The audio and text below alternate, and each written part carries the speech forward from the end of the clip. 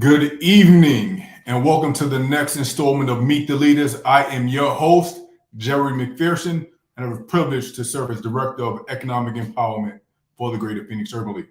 Tonight, we got a very special broadcast. As you all know, unless you've been living underneath a rock or just simply don't have access to a cell phone and never gave out your phone number, tomorrow is Election Day.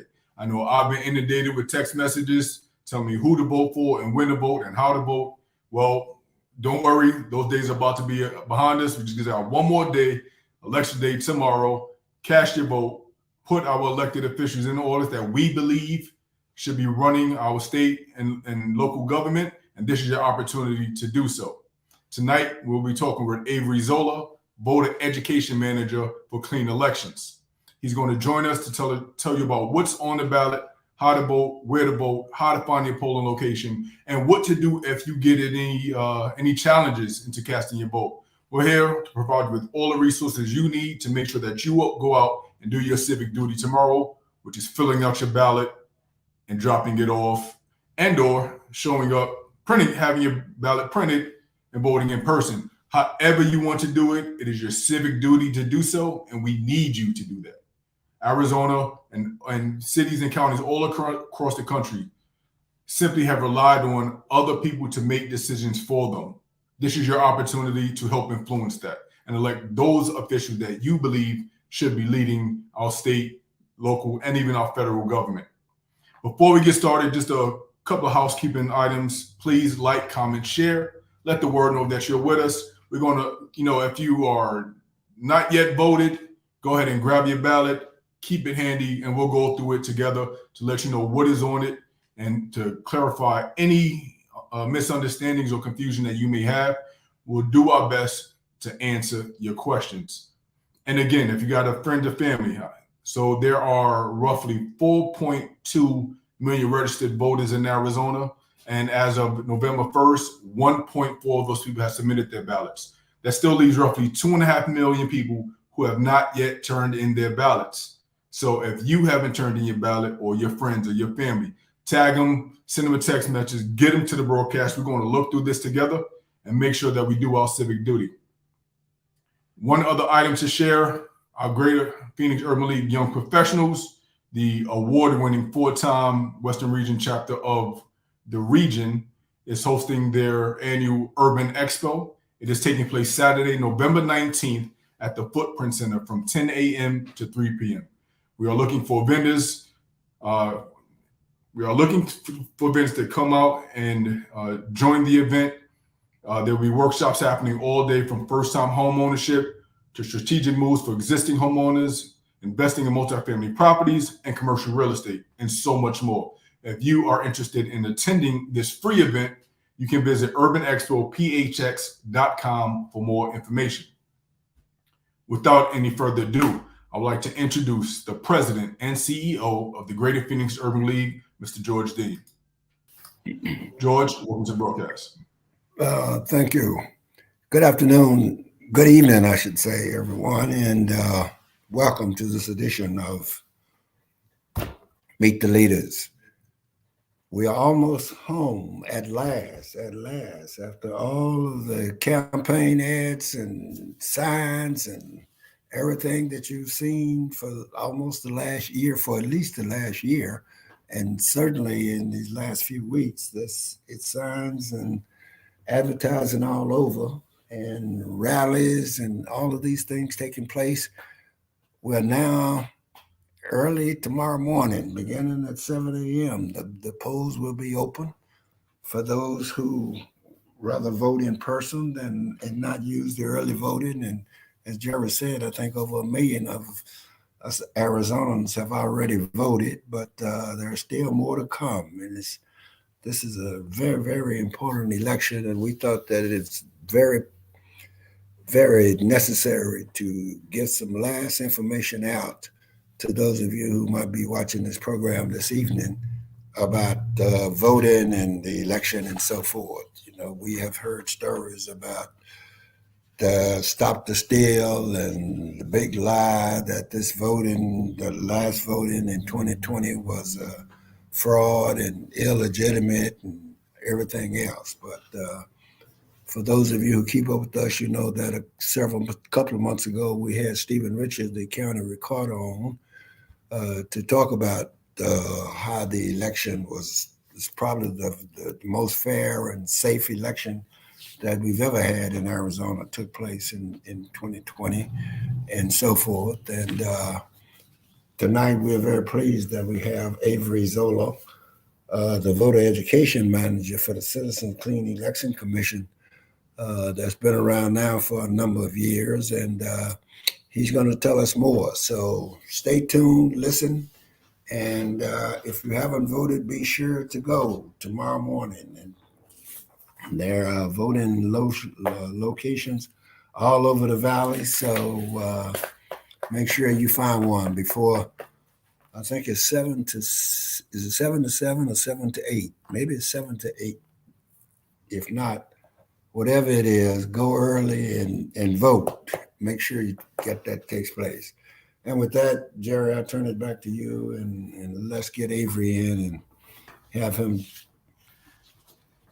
Absolutely. Thank you so much, President Dean, for your pivotal words and leadership to the Greater Phoenix Urban League over the years.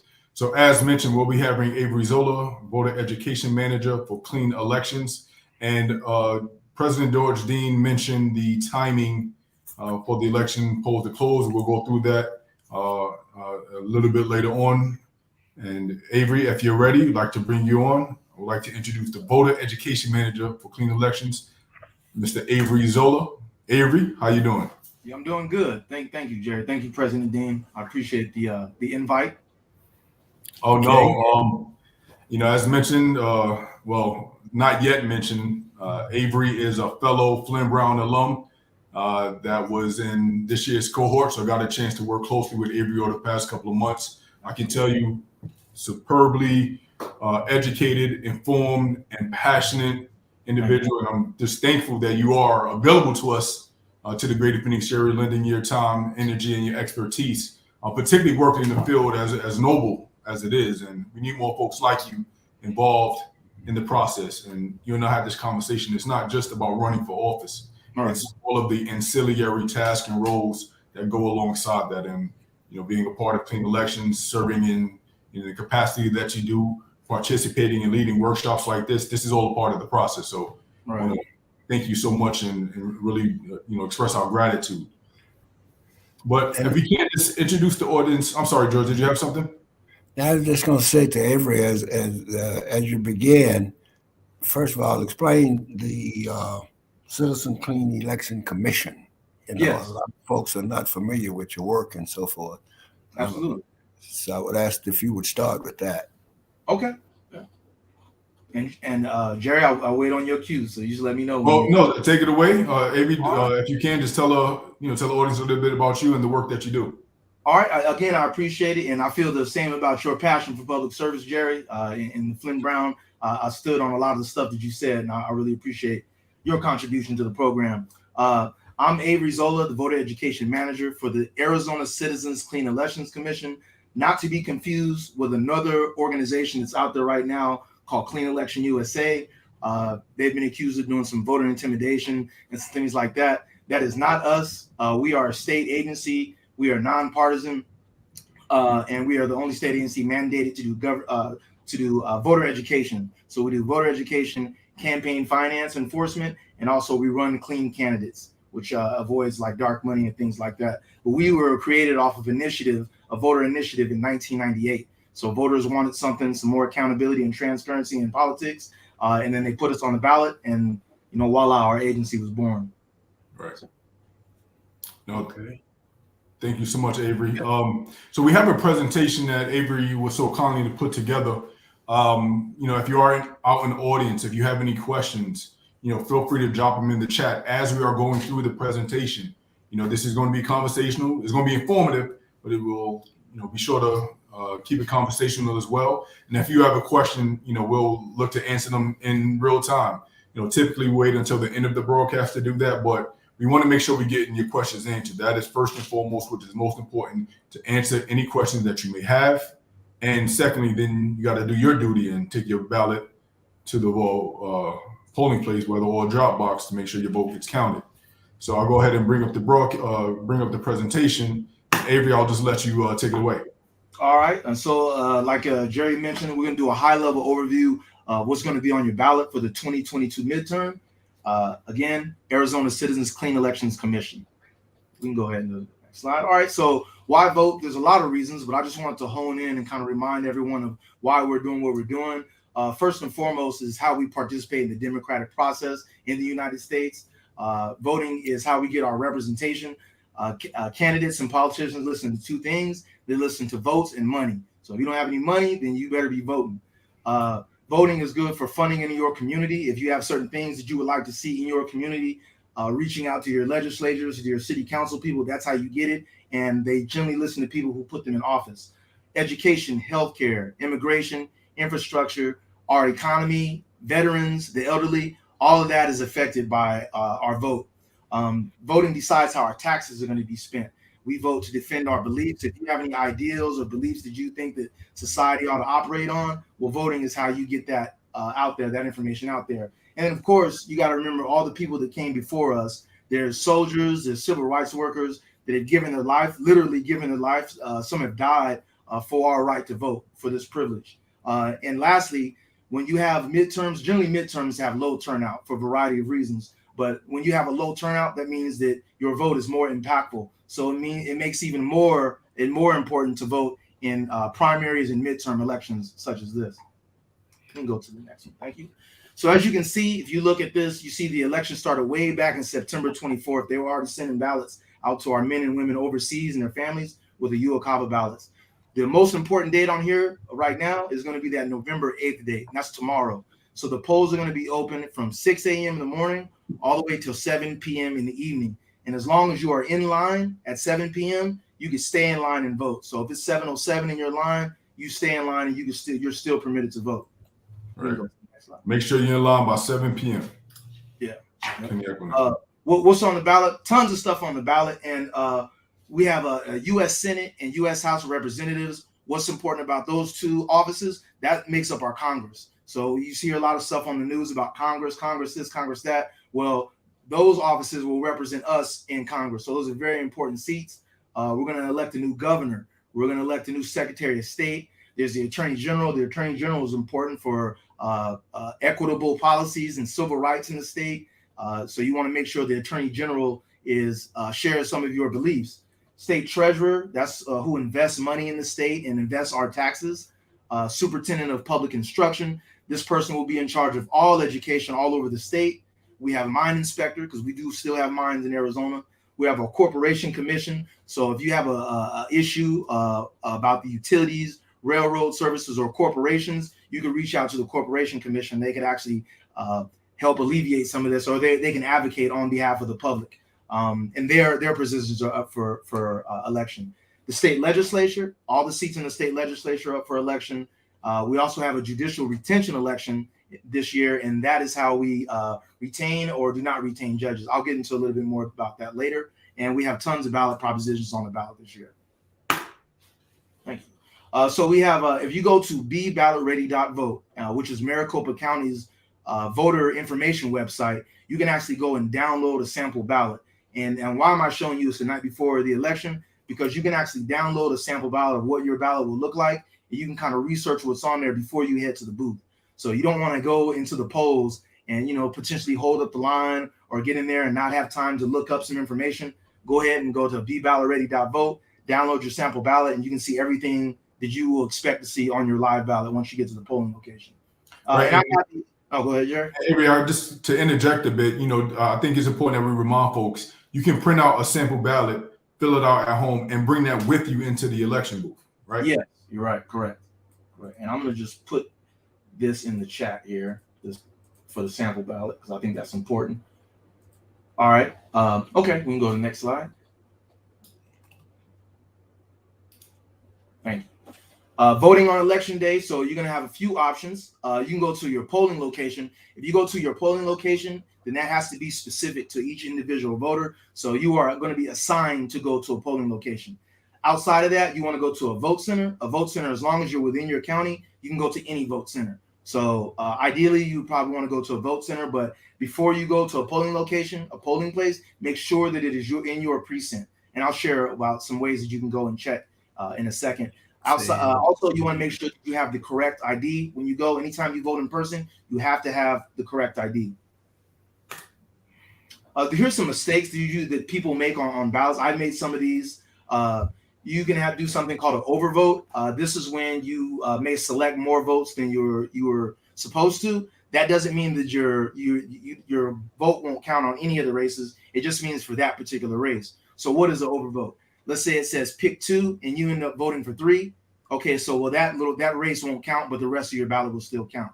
So and then you also have undervoting. Undervoting occurs when it says pick 2 candidates and you only pick 1. Well, that 1 candidate will count, and obviously it won't fill in any other candidates, and then your rest of your ballot will count. So that's undervoting. You want to use a black or blue pen when you're voting from home, or you're filling out your ballot at home, and you want to, before you put it in the green envelope, you make sure the ink is dry. That's just so it won't smudge and mess up the rest of your selections. Do not use red ink, because red ink, the tabulation machines cannot read red ink. So do not use red ink. If you damage your ballot and let's say tomorrow you want to go and get a new one, you could do that. You can go into the polling location or to a vote center and they can reissue you a new ballot. So of course, there's not enough time for you to request a new ballot for them to mail it to you. So just go directly to the vote center tomorrow and request a new ballot, and they can reissue you a new ballot right there. That will cancel your previous ballot, and then they'll reissue another one, so you only get to vote once. If you try to return a ballot without a green envelope, the affidavit envelope, your vote will not count. So if you lose that green envelope and you try to put it in a regular envelope, that vote's not going to count. You're going to have to go ahead and go to the vote center, polling location tomorrow, and again, request them to reissue you a ballot. What else? And if you're going to drop off any ballots for anyone, they can only be someone from your household, a family member, or unless you're a designated caregiver. And that goes back to that ballot harvesting law. So as long as you're I say as long as you're within that household or you're a caregiver or a family member. So sure. Okay. All right. And so finishing your ballot. And what do I mean by finishing your ballot? A lot of times you look at your ballot and all the familiar faces, so to speak, are going to be on the front. All the stuff you've heard about on your local news and the paper. But on the back of the ballot, this is where a lot of the local offices are. This is where your retention election for your judges are going to be. And this is where the propositions are going to be. So you want to make sure that you fill this out because our local vote has more of an impact. Our local candidates can impact us quickly and more efficiently sometimes than the state government or the national government. Local officials have the power to give us equitable laws and policies. The down ballot candidates, the candidates you see on the back of that ballot, you'll see them again. So a lot of the candidates that you see on the front of the ballot going for state office or legislators, once upon a time they were judges or they were city council or they were on a lower office. So you voting on these offices early, you could either put them out of the election business, or you can support them and move them up. So you will potentially see some of these people again. When it comes to local elections, again, our votes matter the most. And if you want to have a holistic, pure, wholesome election experience, you want to vote local because local races are going to be less likely to be influenced by corporations and lobbyists and interest groups. Sure. Yeah, and just want to emphasize a point, so thank you for sharing that, Avery, but vote down ballot. I'm looking at my ballot now and it is, long. It's a lot of issues, a lot of propositions. Judges take up the whole back page. So, we can't emphasize enough, to make sure you are voting down ballot because those races count too. Absolutely. Thank you.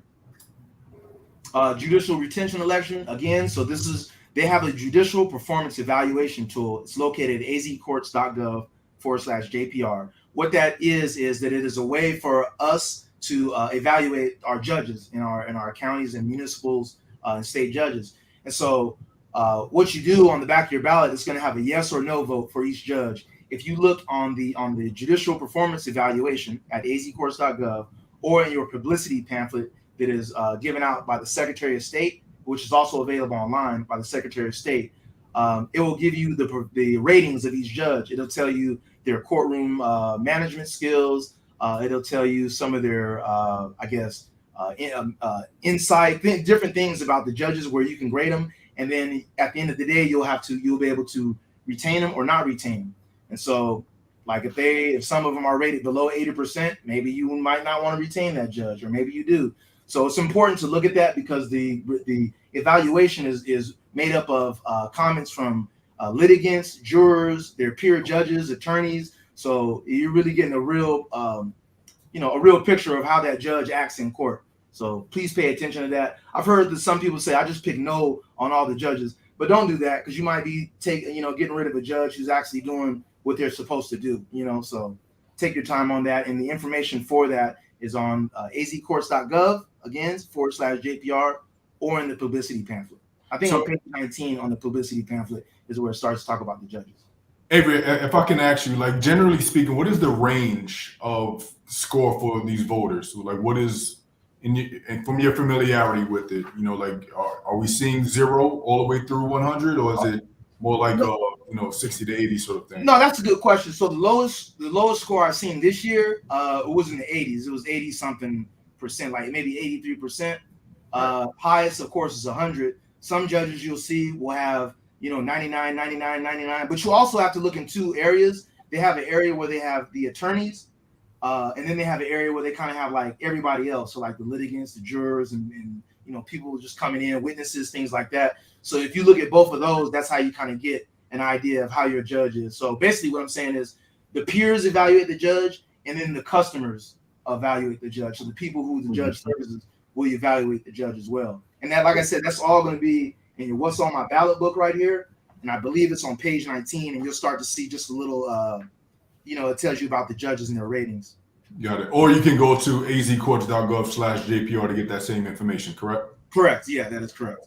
Okay. Yeah, see, so like you can't see it, but it gives them a rating on legal ability, integrity, communication skills, judicial temperament, administrative performance. See, so very important to look at that before you fill that out on the back. Got it. All right. So now we'll go through a few of the propositions that's on the ballot, and we asked Avery just to give us the high level, put it in layman's terms. What's the plain English of these proposition measures, so you can be better informed on how and what's on your ballot and how you think you may want to vote. Absolutely. So first, let's go for this Proposition 128. The 100s are going to be constitutional amendments. That means that this will actually go into the Arizona State Constitution and amend that Constitution. This particular proposition, it allows the legislature to amend or repeal voter-approved ballot measures that they feel are unconstitutional and are invalid. What does that mean? That means that if we as voters put something on the ballot and the legislature says, well, that goes against the Constitution, or they don't like it because it's invalid in some kind of way, some kind of policy, they can remove it from the ballot or repeal the vote. Proposition 129, again, constitutional amendment. The legislature has to do this already, and what they have to do is when they put out a ballot measure, it has to have a single subject. What does that mean? That means that if it says more playground equipment at the park, it can't also deal with a parking lot. It can't deal with trash pickup. It can't deal with other areas. Just that. So what this is this saying that it wants citizen-initiated ballot measures to also follow that same policy. That it only has one subject and only deals with that one subject matter. Okay. Proposition 130, another constitutional amendment.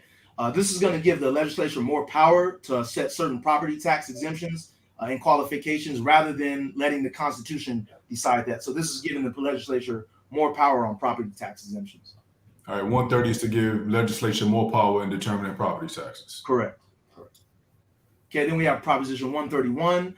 This one it creates the office of lieutenant governor. So a lot of states have lieutenant governor. Arizona is kind of different in the fact that we do not. Right now, if anything happens to the governor, if there's a vacancy, the Secretary of State would take command in the role of governor. So they want to have a lieutenant governor. And there's still pros and cons of that. What's interesting, I haven't heard much about this measure. That I think this just, maybe some may view it as a formality, that it would, kind of just get incorporated. But I just simply haven't heard anything much about this. Yeah, this one kind of snuck past me too. But yeah, I hear different arguments for it.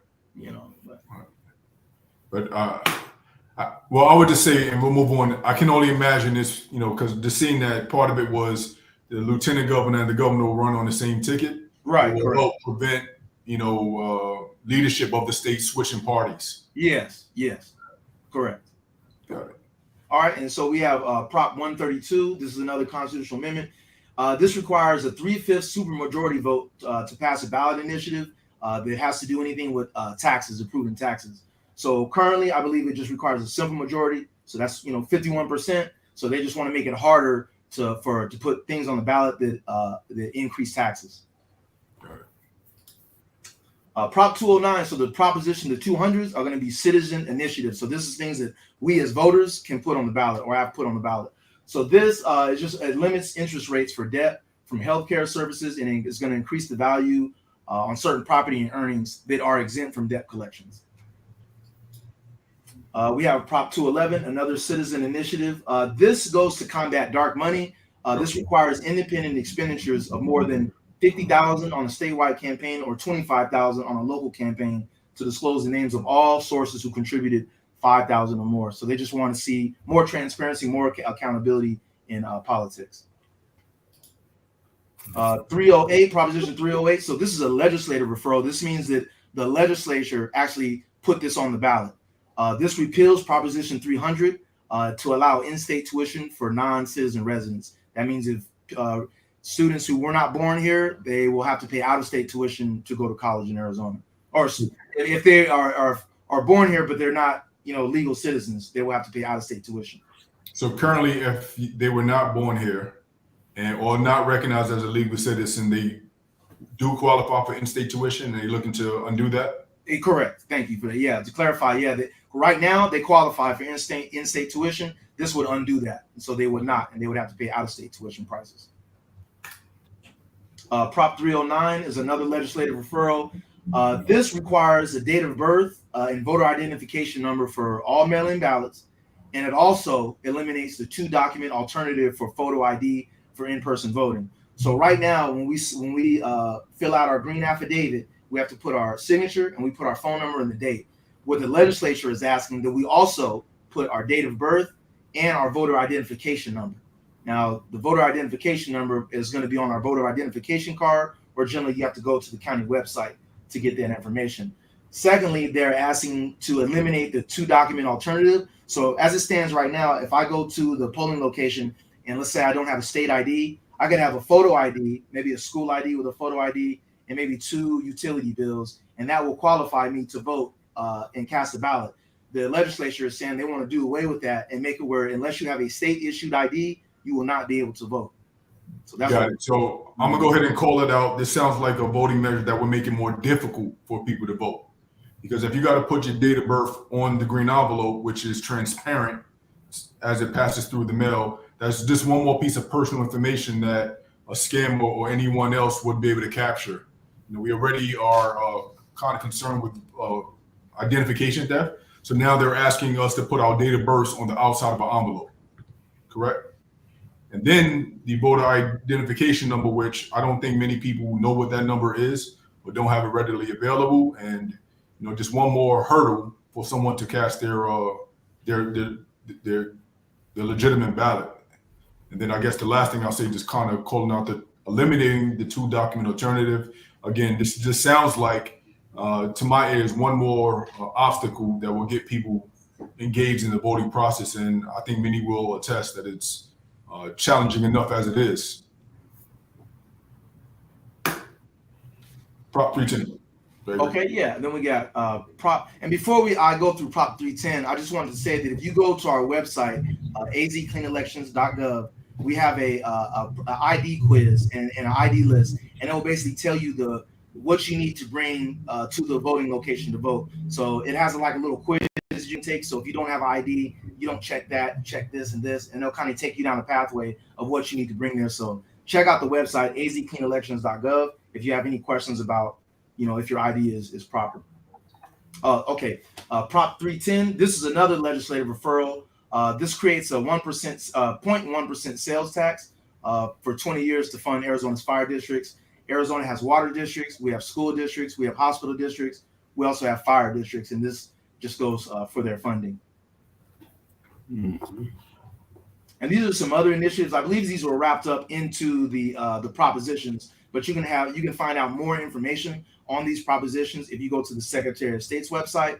On the Secretary of State's website, they also have arguments for and against these propositions, and they'll also show you what corporations or interest groups or people support the propositions, so you can kind of gauge on whether it's right for you or not to vote, yes or no. All right, where can I vote? So this is going to be a big question. That's what I'll be doing tomorrow, is telling people where they can go to their closest voting center or polling location. So you can go to our website, azcleanelections.gov, my voting dashboard. If you go to that website, put in your address, go where to vote, it will tell you where to vote on election day. There's also a little Dropbox thing there too if you want to locate a Dropbox in your area, but it'll have it starts with the closest site and it works its way down. So you can go to our website, Maricopa County. You can also go to beballotready.vote. Their website also has a place where you can find out voting locations. What I will say is if you're looking for drop boxes, I think that their website is a little bit more cleaner as far as how it puts out the drop box locations. But as far as election day voting, either one of these websites would be excellent. And I think it's important to point out, so both of those websites will service Maricopa County. But if you live outside of Maricopa County, you may need to rely on AZ Clean Elections or your local county's website for that information. Correct. And we also have a county contact on our website that you go look up, and we put you in touch with the elections department in each county. Mm-hmm. Oh, okay. Yeah, the slide is in here. Okay. Yeah. So on that, the quiz I was telling you about. So list 1 would be, a state ID. That's all you would need to vote, right? List 2 is an ID that has your photograph and has your name and address. But you need 2 things with your name and address on it, but at least 1 photo ID. And then, or you can mix and match them. So, but just go to the website and take the quiz just to be sure. What is a sufficient ID? That means state Arizona driver's license, non-operating like an ID card, state ID card, a tribal enrollment card or other ID from the tribes, or a valid United States, state, or local government issued identification. But the key point is that the ID has to have your picture and address on it. Picture and address. Correct.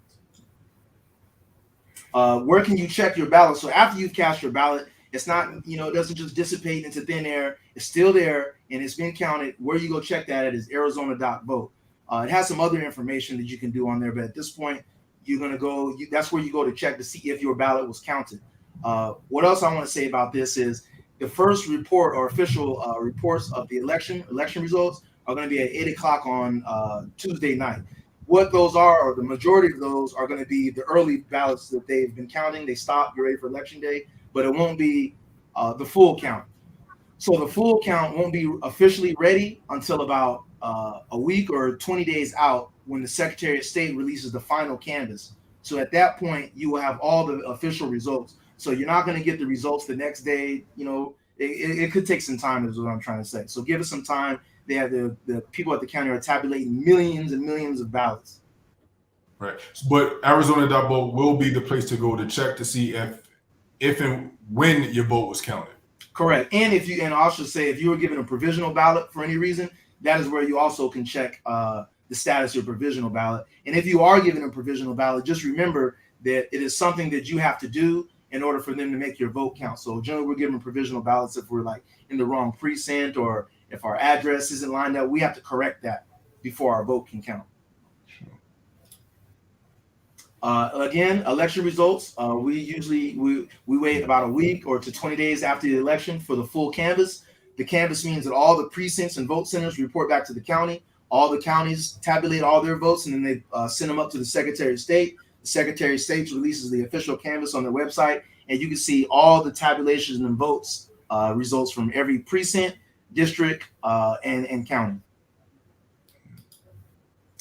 Resources. We don't have a lot of resources, but we do have resources in Arizona. So I've already talked about beballotready.vote. I've already talked about Arizona.vote. Check to see if your ballot was counted. azcounties.org is where you go to look for the county candidates on your ballot. They only have the candidates for the primary on there, but you can still use that to see, who's on your ballot if you want to find out more information about them. The Arizona Secretary of State's website, azsos.gov. tons of election information on there. We have the irc.az.gov. That's the Independent Redistricting Commission. 2021, we had our districts redistrict. So you may be in a different district. You may have different candidates. If you want to see the lines of your district and the boundaries, you go to that website to look at that information. azcourts.gov, that's where you find information on the judicial performance evaluation. azcourts.gov/JPR to be exact. azcleanelections.gov. I always tell people, if you don't know anything, if you just got off a bus, you registered to vote, but you don't know nothing about voting, go to azcleanelections.gov. You go to our voter dashboard, put in your address, and it'll tell you everything you need to know about voting in your district, and it's pretty personalized to you in your area. And lastly on here, if you're in Pima or Tucson, this is where you would go, and it's kind of like beballotready.vote. But if you just go to recorder.pima.gov, you'll find information on voting there. Accessibility. So as far as accessibility goes, all the polling locations are going to have accessible voting devices. They're going to be ADA compliant. There are going to be resources there for deaf, blind, and hard of hearing individuals.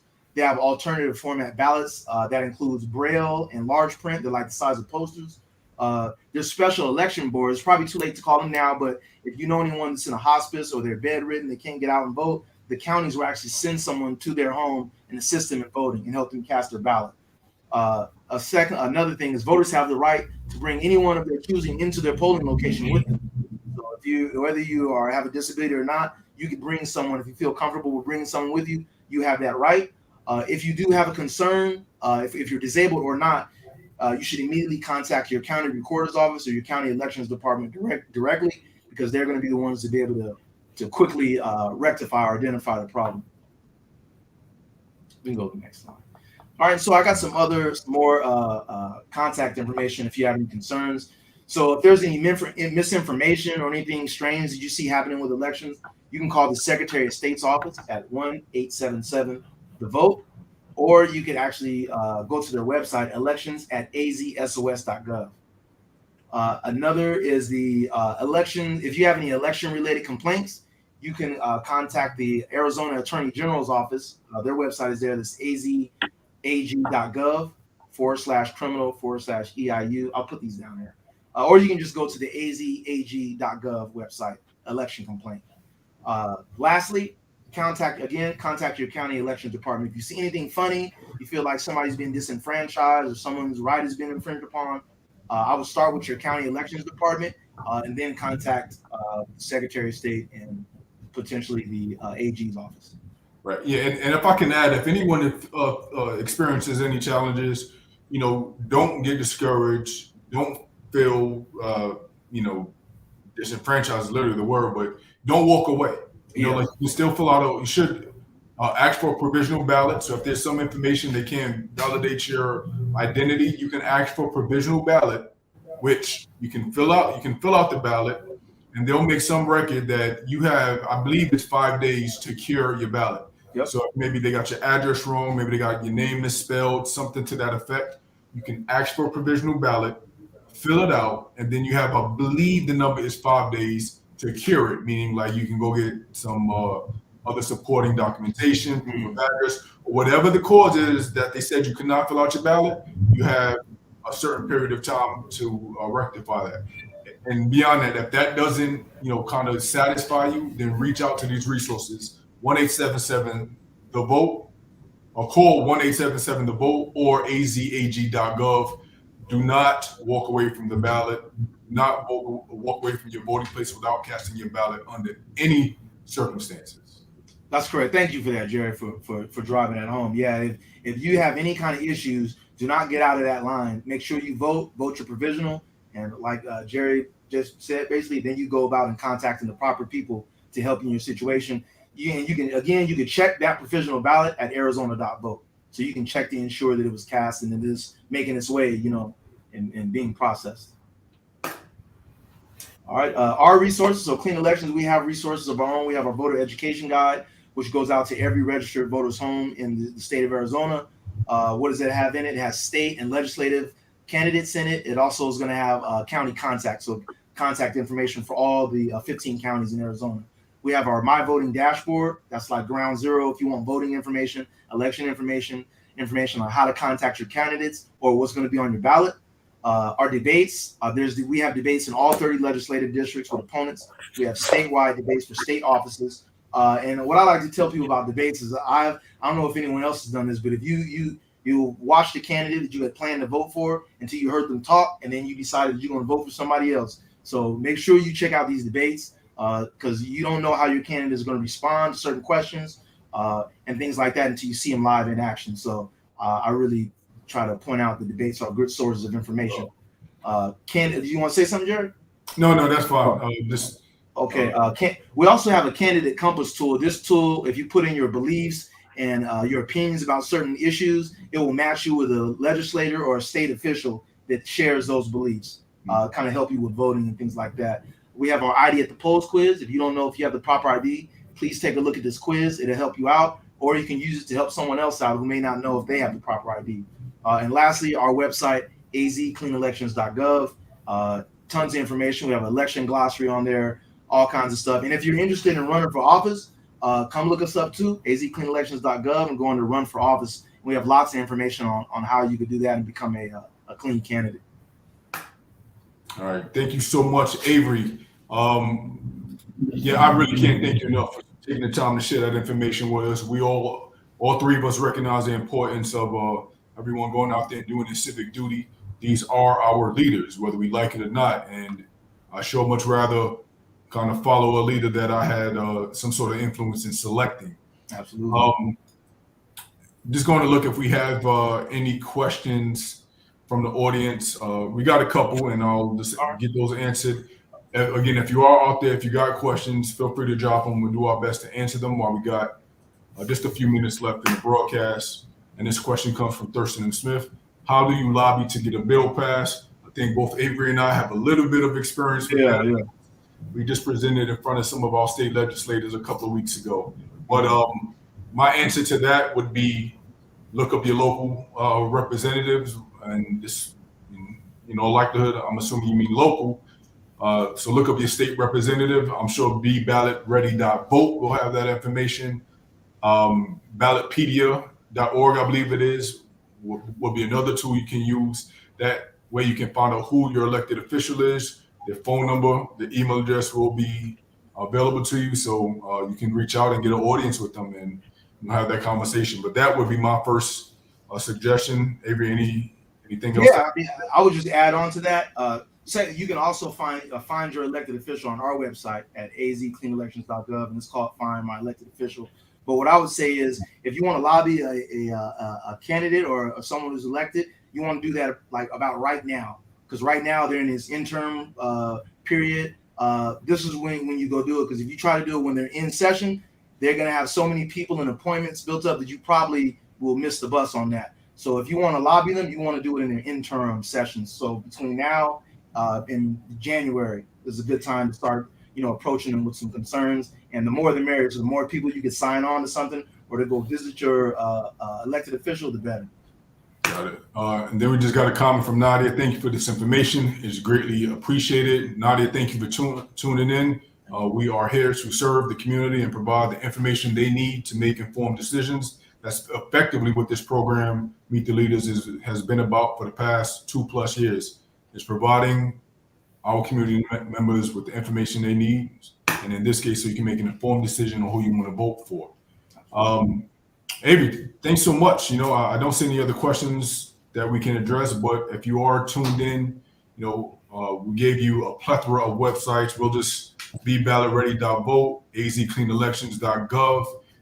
Both of those will be your primary sources of information to look up, information on the candidates, their backgrounds, their beliefs, where to go vote, how to vote, things of that sort. We provided you with a phone number, 877-THE-VOTE. If you are experiencing any challenges or obstacles in casting your vote tomorrow, use that resource. I guess the one thing that we didn't talk about that I want to echo while we still got a few minutes left, do not mail in your ballot at this point. If you haven't filled out, if you tucked it in the envelope, do not drop it in the mail. You can drop it at a Dropbox, but do not put it in the mail. It is too late. Correct. Your vote.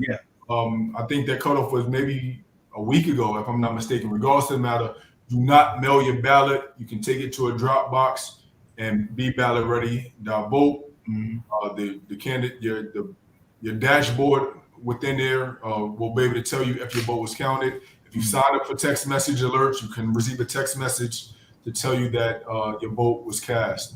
I know Avery is familiar with that. I took a tour of, and our young professionals took a tour of the Maricopa County Tabulation Center. Walked through the entire process with our friend, County Recorder Stephen Richer.